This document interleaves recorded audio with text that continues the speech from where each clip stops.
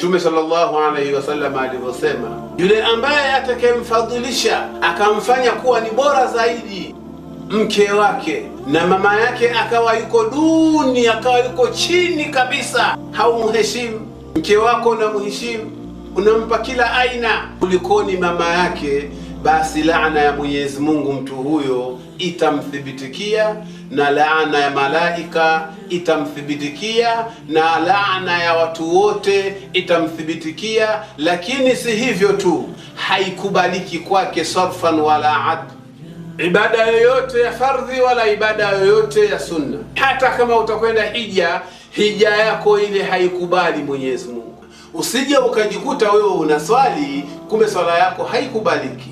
Unajenga misikiti kumbe misikiti yako unayoijenga haikubaliki. Man faddala zawjatahu ala ummihi fa alayhi la'natullahi wal malaikati wan nasi ajma'in.